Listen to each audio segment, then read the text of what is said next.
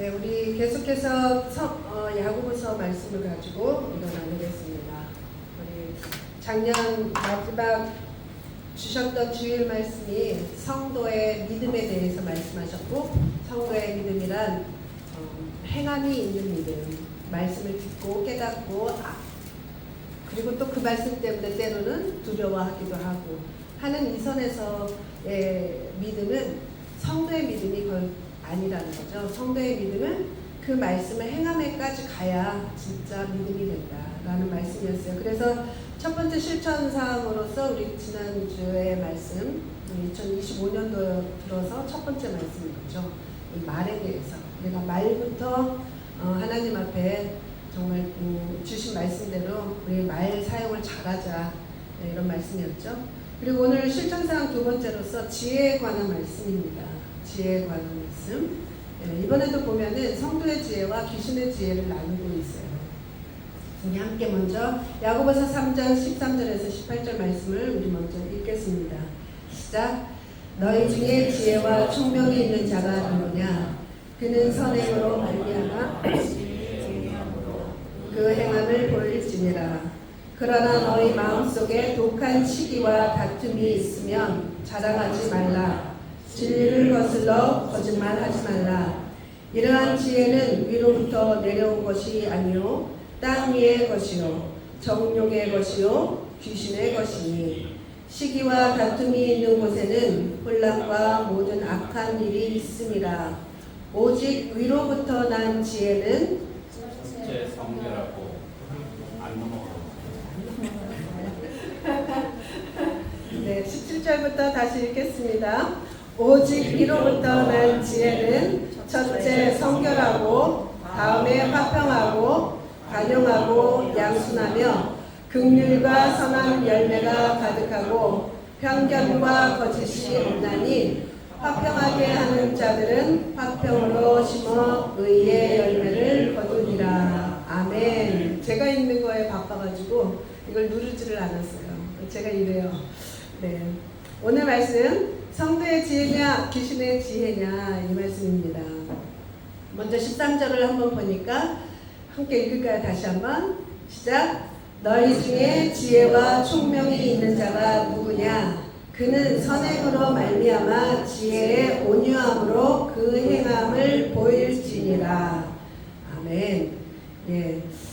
지혜와 총명하면 우리가 생각하면 어떤 일처리를 하는데 아니면 어떤 상황 가운데서 그것을 얼마나 능숙하게 그리고 얼마나 잘 해나가는가, 그래서 어떤 일들을 처리하는 데 있어서 성취와 결과와 이런 성과나 이런 열매에 중점을 뒀어요. 지혜롭다, 총명하다 이런 것들이 좀 그런 쪽으로 바라봤는데, 야고보서에서 말하는 지혜롭고 총명한 사람은 조금 다른 것을 보여주고 있죠. 그래서 지혜롭고 총명한 사람은 보이라라고 이렇게 이야기를 하는데, 거기에서 첫 번째가 선행이라는 말이 있었고, 온유한 행위, 뭐 이러한 것들이 다 나와 있어요. 그래서 약간은 좀 도덕성을 나타내는 그러한 말 같아요. 선행은 우리가 알다시피 행실, 품행, 뭐 이런 처신들, 삶의 어떤 방식들을 이야기하는 것이고, 온유한 행위는 친절하고 겸손하고 또 동정심이 많고 또 공손하고. 그런데 우리가 성경적인 그 온유한 것이라는 것은 또 하나님의 말씀에 좌로나 우로나 치우치지 않는 것을 또 온유라고 합니다. 그런데 우리가 보통 생각하는 것이 온유하고 선행과 이러한 것들이 이게 어떻게 지혜와 총명하고 연결이 되나 하는 그런 생각이 들어요. 그죠? 그래서 어떻게 보면은 무슨 일을 어떻게 얼마나 많은 성과를 이루고 성취하는가, 이것을 위해서 지혜가 필요하고 총명도 필요하다 이런 정도가 아니다라는 거예요. 어떻게 보면은 사람의 됨됨이를 이야기하는 것 같아요. 사람의 우리들의 그 내면적인 모습을 이야기하는 것 같아요. 그래서 지혜롭고 총명한 것을 보여라. 그러면 일을 똑똑하게 하고 지혜롭게 행하고 이렇게 하는 것, 그것을 이야기하는데 그것을 이야기하지 않는 거죠.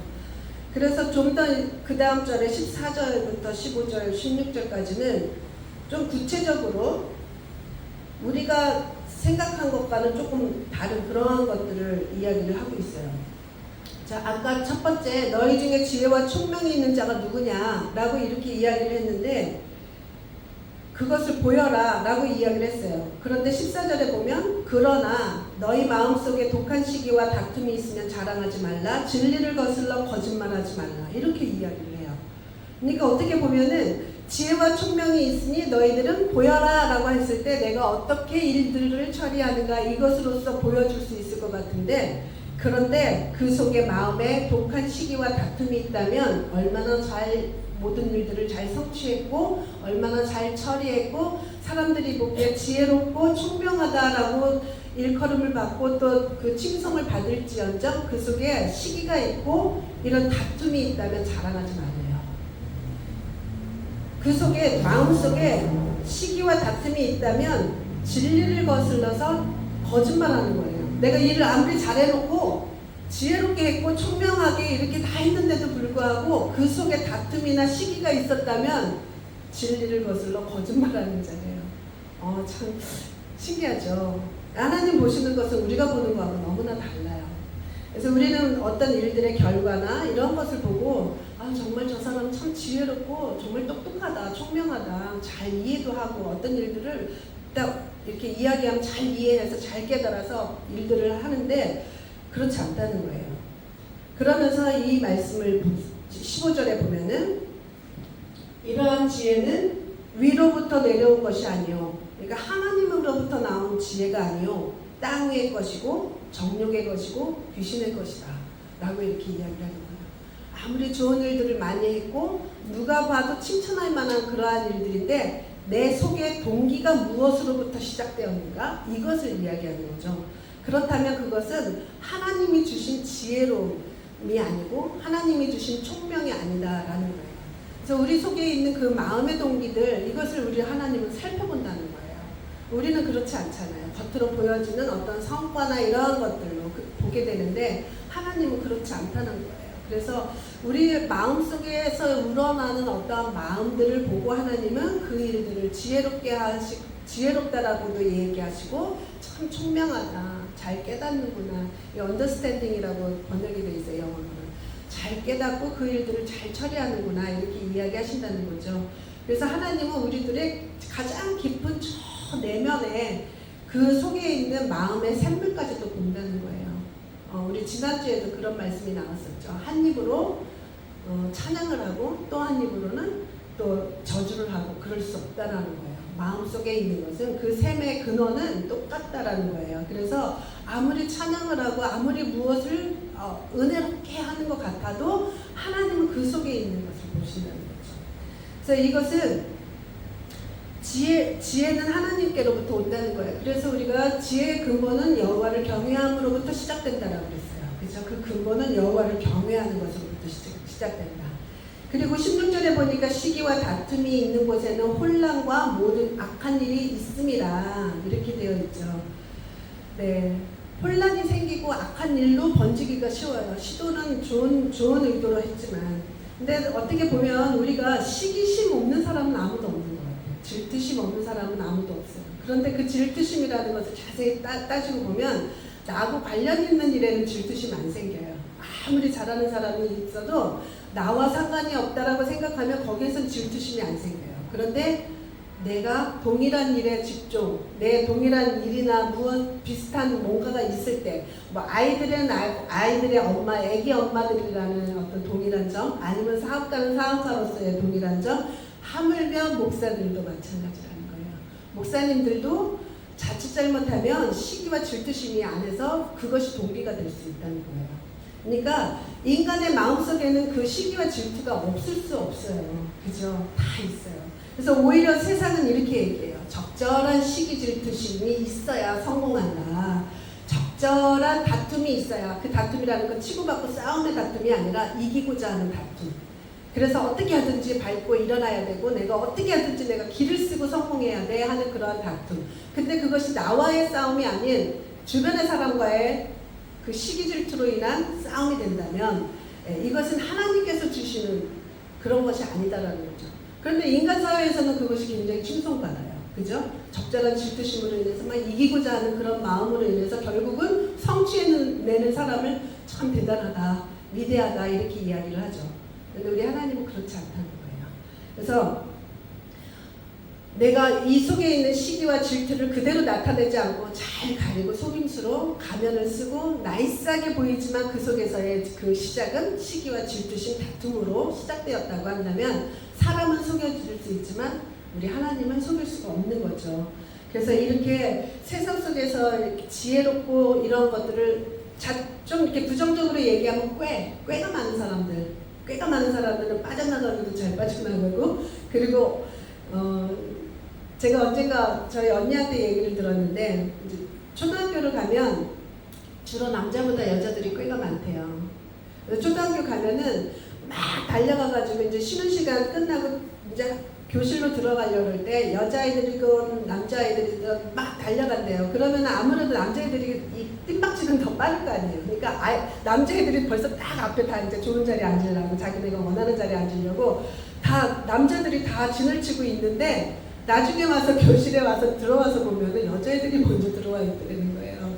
그러니까 그만큼 뭐 육체적인 신체적인 그 빠른 거 속도는 남자애들이 더 빠른데, 그 꾀가 많아가지고 여자애들이 쏙 들어가가지고 먼저 앉는 건 여자애들이 되는 거예요. 이것처럼 우리는 정말 꾀가 많으면 좀 똑똑하다라고 얘기하는데, 하나님은 그 꾀를 똑똑하고 지혜롭고 총명하다라고 보지 않는다는 거예요. 그래서 하나님은 이것을 정욕의 지혜라고 해요. 내 속에 욕심으로 일어나는 일들, 정욕에. 그래서 이런 가짜 옷을 입은, 나이스하게 가짜 옷을 입었지만, 아름답게 입었지만 그 속에서 시기와 다툼이 있다면 이것은 귀신의 것이다 라는 거죠. 그래서 야고보서에는 귀신의 것이 잘 나와요. 그죠? 그러니까 우리가 자칫 잘못하면 스스로 속는다라는 의미인 거예요. 17절부터는 이제 위로부터 난 지혜들을 구체적으로 이야기합니다. 그래서 우리가 이제 이 지혜를 따라야 되겠죠. 이 지혜를 따라야 돼요. 17절을 함께 읽겠습니다. 17, 18 시작. 오직 위로부터 난 지혜는 첫째 성결하고, 다음에 화평하고, 관용하고, 양순하며 긍휼과 선한 열매가 가득하고, 편견과 거짓이 없나니 화평하게 하는 자들은 화평으로 심어 의의 열매를 거두니라. 아멘. 예, 위로부터 난 지혜, 하나님께서 주시는 지혜, 그 지혜는 바로 첫 번째가 성결이라는 거예요. 가장 먼저가 성결이라는 거예요. 가장 먼저가 성결. 이 성결이라는 것은 이제 영어로는 pure. 우리 이 정수기도 물을 purify 해가지고 먹는다고 하잖아요. 그 안에 있는 모든 중금속 다 빼고 물만 섭취하는 것. 예, 이것처럼 성결하다라는 것은 그 안에 뭔가 섞인 것이 없다라는 거죠. 어떤 불순물이 섞이지 않는 것 보고 우리는 깨끗하다, 정수가 되었다, 뭐 이렇게 이야기를 해요. 퓨어하다. 근데 원래 이 단어는 하나님의 어떤 성품적인 의미를 나타내는 그런 단어였어요. 그리고 하나님께 드려지는 어떤 제사나 이런 제의적인 의미를 담은 그런 단어였습니다. 그래서 우리 구약에 보면 아론이 제사장이잖아요. 아론이 입는 그 세마포 옷과 그 제사장의 옷과 이제 관이 있는데, 관 앞에 금으로 도장을 새기듯이 거기에 여호와 앞에 성결이라는 것을 새겨서 머리에다 쓰고 그리고 안으로 들어가는 거예요. 그러니까 하나님 앞에 드려지는 모든 제물도, 그리고 들어가는 사람도, 제사를 지내는 그 제사장들도 성결을 요구했던 거죠. 이와 같이 이 성결이 굉장히 중요한 부분인데, 이것이 첫 번째라는 거예요. 다른 것들도 있지만 제일 먼저가 성결, 그러니까 깨끗한 것, 깨끗한 마음, 예, 가짜와 거짓됨이 없는 것을 이야기하는 거죠. 그 속에는 어떤 숨은 의도가 없다는 거예요. 숨겨두고 내 마음의 원래 뜻은 이것인데 하면서 가짜로 이렇게 하는 그것이 아니다라는 거예요. 그래서 계산되지 않는 것들. 우리는 굉장히 이렇게 본능적으로 계산이 돼요. 내가 이렇게 하면은 누군가 이렇게 해주겠지 하는 그러한 계산들이 이렇게 나름대로의 기대라고 하면 되겠죠. 사람들에게 대할 때도 기대를 하게 되고 이렇죠. 이것처럼. 그런데 하나님께서 성결하다라고 하는 그 지혜는, 성결한 지혜는 어떤 계산되어진 것, 내가 기대하는 것 이거 없이 그냥 하는 거예요. 그냥 드려지는 것, 내가 하는 것들, 어떠한 아무것도 없는 그런 것. 그래서 우리 기억하는지 모르겠어요. 너희 중에 지혜가 없거든 하나님께 구하라. 그분이 우리를 꾸짖지 않냐고 후히 주시리라 할 때 그 후히 주시다라는 그 단어 안에 보면은 뒤에 뭔가 숨겨진 의도가 있거나 이게 없다 그랬어요. 그리고 그냥 가감없이 그냥 주신다는 거죠. 우리 하나님은 그렇게 주세요. 그렇게 주시고 주신다고 한다면 그 뒤에 내가 어떻게 했기 때문에 하나님은 상급도 주시잖아요. 그런데 상급 주시면서 얘가 이것을 하면 이렇게 하겠지 하는 그런 계산 안 하신다는 거죠. 내가 얘한테 이렇게 응답해 줬으면 얘는 분명히 나한테 잘할 거야. 이런 생각 안 하세요. 그냥 주신다는 거예요. 이것이 바로 후히 주시다. 하나님 편에서 우리에게 주실 때는 후히 주시다는데 우리는 그 지혜로움 중에 하나가 이러한 마음이어야 된다는 거예요. 그래서 이 우리 가지고 있는 그 습성들이 이제 지워져 나가야 되겠죠. 무엇인가를 기대하거나 이게 뭐 나쁜 뜻에 기대하는 것이 아니에요. 그냥 자연적으로 우리 아이들에게도 이렇게 하면은 우리 아이가 잘 하겠지. 우리 진짜 그런 말 많이 하잖아요. 부모님 돼가지고 내가 너희를 어떻게 키웠는데 그 기대가 있는 거거든요. 그냥 하면 되는데 어떻게 키웠는데 너는 이 모양이야. 이렇게 해야지. 뭐 이런 말들 많이 하잖아요. 네.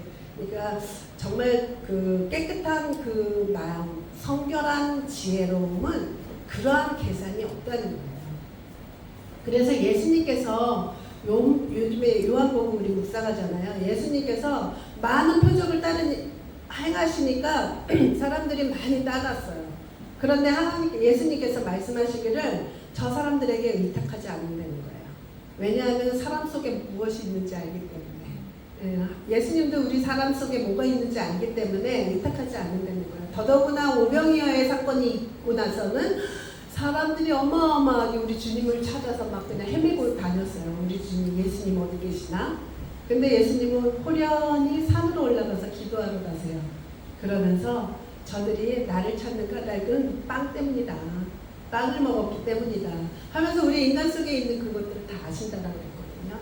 그렇기 때문에 우리 하나님께서는 하늘로부터 받은 지혜라고 한다면 그러한 것들, 그 이 땅 가운데서 우리가 가지고 있었던 그런 무엇인가 순수하지 않는, 깨끗하지 않는 그러한 것들이 없는 것이 하늘로부터 온 지혜다라고 이야기하는 거죠. 그리고 두 번째로는 위로부터 나는 지혜는 화평하고, 하나님께서 주신 지혜로 무엇인가를 했는데 난리가 났다. 막 갈라지고 찢어지고 파괴되고 그랬다. 그러면 그것은 하나님이 주신 지혜가 아닐 수도 있다는 거죠. 어떻게 보면. 물론 또 거기에서 영적 전쟁이 치러질 수도 있어요. 그죠? 그런데 하나님으로부터 나온 그 지혜는 화평을 이루는 지혜인 거예요.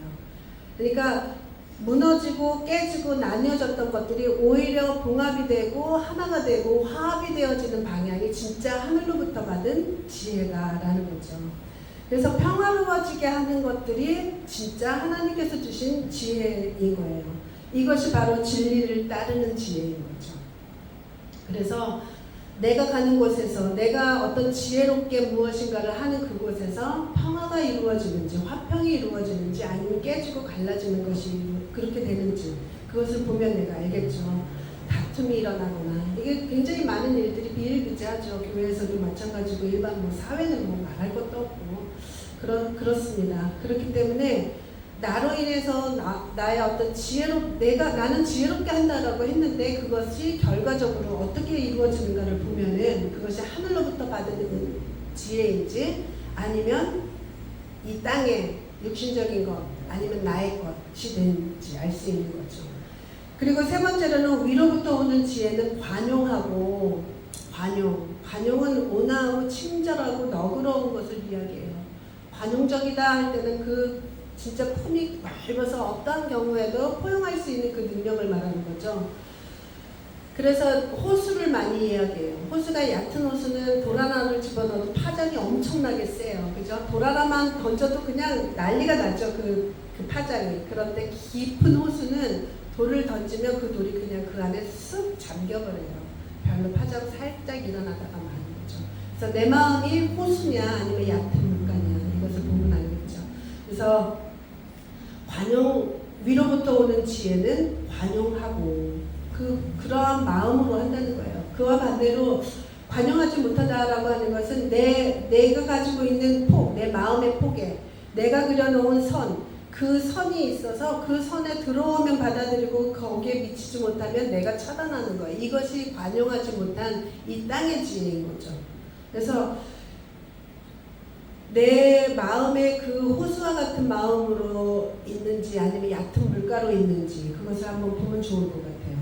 그래서 관용할 때는, 관용한 그 지혜를 품을 때는 정말 인내와 함께 가야 돼요. 어느 때는 인내가 정말 절대적으로 필요한 때가 있습니다. 오래 참지 못하면 관용한 마음을 있을 수가 없죠. 그 마음이 들어오기가 힘들죠. 그래서 오래 참으면서 그 모든 상황들, 이러한 것들을 다 다르고 또 나와 다르잖아요. 다른 것들을 또 받아들일 수 있는 그것이 관용하는 지혜이고, 이것이 바로 진리를 따르는 지혜이고, 그것이 바로 하늘로부터 오는 지혜다라는 것이죠. 그리고 네 번째로는 위로부터 오는 지혜는 양순하다고 되어 있어요. 순종적이고 조금 고분고분한 거. 오늘날의 세상에서는 이렇게 안 가르쳐요. 지금 당연히 아이들에게도 그렇게 가르쳐요. 책을 읽어도 그냥 읽지 말아라. 비판적인 시각을 가져라. 비판적인 시각을 굉장히 중요시 여겨요. 독서를 할 때도, 사고를 할 때도, 무엇을 할 때도, 분석을 할 때도 비판적인 시각으로 분석을 하고 사고하고, 그리고 독서를 해도 그런 시각으로 바라봐라. 무분별하게 그냥 받아들이지 말고. 이렇게 하는 이유는 내가 그것들을 잘 판단할 수 있는 능력을 길러나가기 위한 것이고, 내 안에 있는 그 이성이 잘 작동이 돼서 내가 알고 있는 것, 그리고 상대방이 이야기하는 것과 비교 분석할 수 있고, 그것을 또 상대방에게 전달할 수 있는 능력을 키워나가기 위한 것이지, 어떠한 사람들과의 공동체나 이러한 가족이나 이러한 일들, 더구나 회사도 마찬가지죠. 이런 곳에서 비판적으로 비판하고 판단하고 그러라고 하는 그런 훈련은 아닌 거죠. 전혀 다른 거죠. 그런데 하나님께서 위로부터 오는 지혜는 양순하며 라고 되어 있어요. 그렇기 때문에 내가 스스로 똑똑한 것 같이 이야기하지만 그것이 하나님이 생각하기에는 잘못된 지혜일 수 있는 거죠. 이 땅의 지혜, 나의 정욕의 지혜, 여기에서 야고보서에서 말하는 귀신의 지혜가 될 수가 있다는 거예요.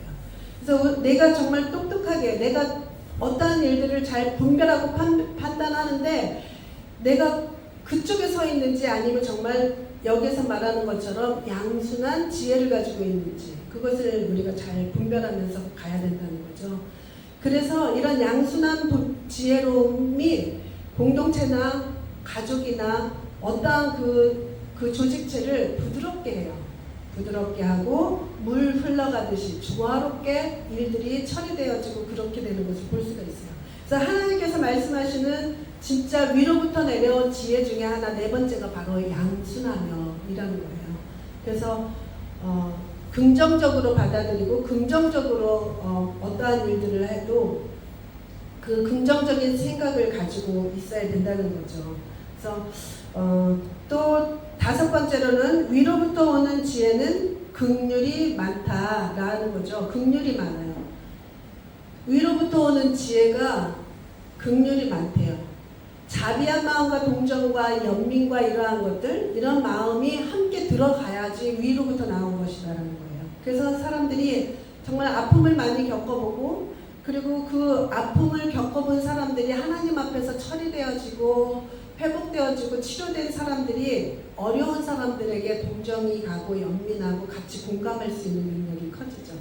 근데 때로는 모든 사람이 다 그렇지는 않아요. 회복되지 않은 아픔이 아직도 있어서 그게 쓴뿌리가 돼서 오히려 더 독하게 나오는 사람들도 많이 봐요. 그죠? 참 그런 것들이 많아요. 그래서 우리 마음속에 잘 새김질이 잘 돼야 되고, 하나님의 말씀, 하나님 안에서 이 치유가 잘 이루어진 사람은 오히려 그 아픔 때문에 더 긍휼이 많은 지혜로운 자가 되기도 하죠. 그래서 그러한 사람들이 많이 있을 때 공동체에 어떤 사람들이 아픔을 가지고 온 사람들이나 이러한 사람들을 잘 품어 안을 수 있는 그런 공동체가 돼요. 그래서 하나님의 그 지혜는 이러한 지혜다라는 거예요. 나는 하나님께서 정말 우리 매일같이 얘기하잖아요. 하나님 긍휼하신 하나님이시라고, 긍휼히 여기신다고. 우리 하나님이 긍휼히 여기지 않으면 우리는 이 자리에 남아있을 수가 없어요. 근데 하나님께서 그렇게 긍휼하신 분이다라는 것을 특히 저는 지난번에도 한번 언급했지만 그 요한계시록 21장 마지막에 이제 새하늘과 새 땅을 주시면서 하신 말씀이에요. 모든 눈물을 그 눈에서 닦아주시니. 이 말씀에서 마음이 확 무너지더라고요. 지난번에도 말한 것처럼 우리의 눈물이 때로는 내 죄 때문에 흘리는 눈물일 수 있어요. 하나님 너무 잘못했어요 하면서 흘리는 눈물이든지, 아니면 정말로 내가 의를 위하여 핍박을 받고 하나님의 말씀 때문에 많은 고난을 받아서 흘렸던 눈물이든지, 어찌됐든 이 땅 가운데서 눈물 나는 세상을 살다가 왔구나 하면서 그 눈물을 닦아주시겠다는 거예요. 그 말씀 안에서 하나님이 이렇게 긍휼이 많으시구나. 거기에서는 거기까지 온 사람에게는 더 이상 아무것도 따지지 않는다는 거예요. 그리고 다시는 눈물도 없고 사망도 없는 그곳으로 인도하신다는 거죠. 그곳이 되겠다라는 거예요. 어떻게 보면 우리 차원에서 하나님은 너무 정말 거룩하시고 흠도 없으시고 완벽하신 하나님께서 우리의 눈물 뭐 어느 때 당연한 거 아니야 뭐 이렇게 생각할 수도 있어요. 제가 생각이 나는 게, 우리 아이들이 보면은 어느 날 보면 진짜 세상 무너진 것 같이 울고 있잖아요. 울고 있어요. 근데 왜 그러냐고 자세히 이렇게 물어보고 나니까 자기가 뭔가를 잘못해가지고 아빠가 친구 집에 생일 파티에 못 가게 했다고. 완전 걔는 진짜 이 세상 다 무너진 아이처럼 울어요. 그런 거 볼 때 속으로 그게 그렇게 울 일이니? 네 엄마 죽은 것도 아닌데 막 이런 마음이 생길 정도인데, 하나님은 안 그러시더라고요. 하나님이 우리를 보실 때 그런 일들이 얼마나 많겠어요, 그죠? 네 죄 때문에 우는 거잖아. 너 잘못해가지고 넘어져서 아픈 거 그거잖아 하시는데 아니더라고요. 그 눈물을 다 닦아주시겠대요. 그래서 그 눈물이 이제 없는 것으로 우리를 인도하신다는 거죠.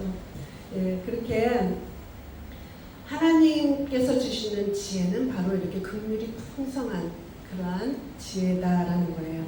그리고 또 위로부터 오는 지혜는 선한 열매가 가득하다라고 이렇게 말씀하세요. 선한 열매. 예, 선한 열매는 하나님이 주신 열매예요. 내가 악착같이 진짜 누군가를 막 밟고 일어나고 막 이겨야 돼 하는 그런 다툼 안에서 일어난 일들은 많은 사람들이 적으로 되어 있는 경우가 참 많아요.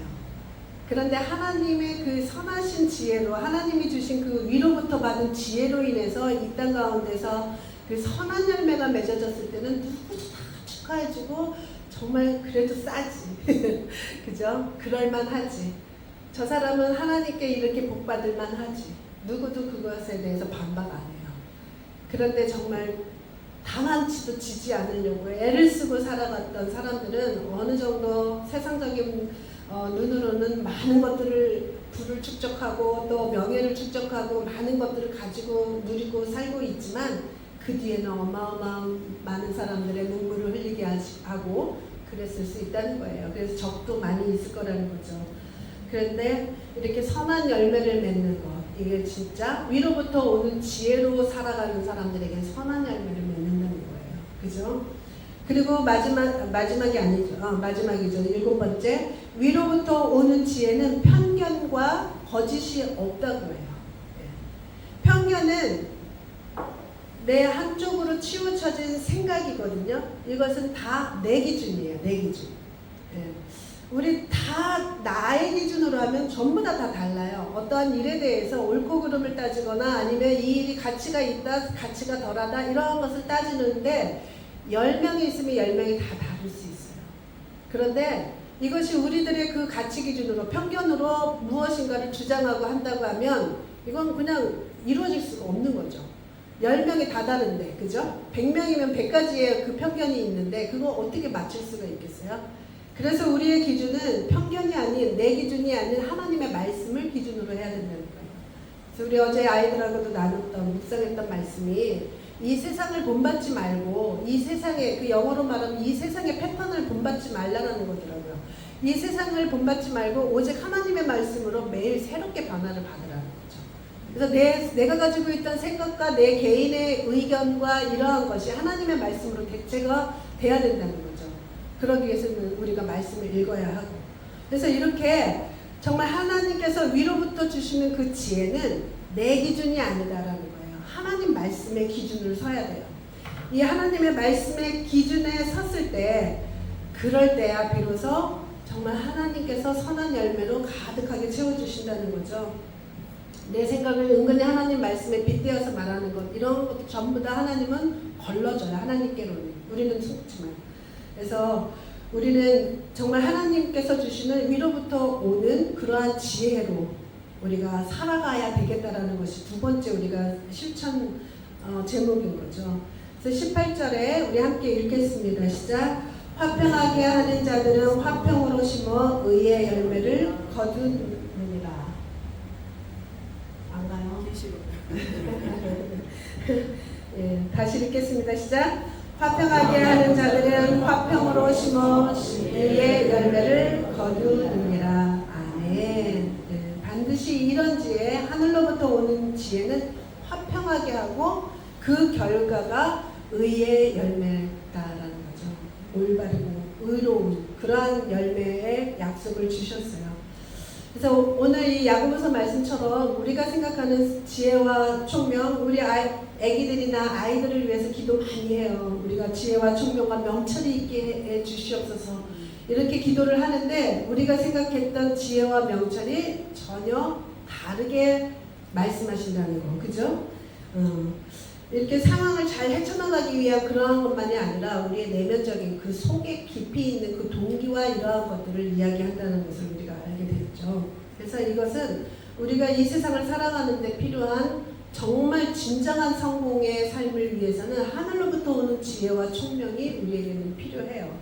그래서 결론적으로 우리 두 번째 이 실천 포인트가 바로 이 성도의 지혜로 살아가는 거죠. 성도의 지혜. 이 성도의 지혜라고 하는 것은 아까 이야기한 것처럼 우리 함께 읽어볼까요? 우리 성도의 지혜는 오직 위로부터 난 지혜는 시작.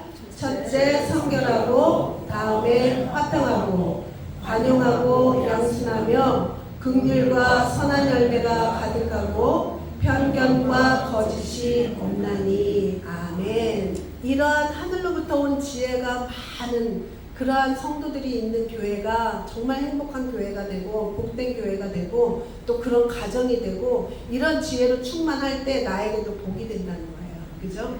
그래서 우리 정말 이러한 지혜로 살기를 원합니다. 아멘. 우리 다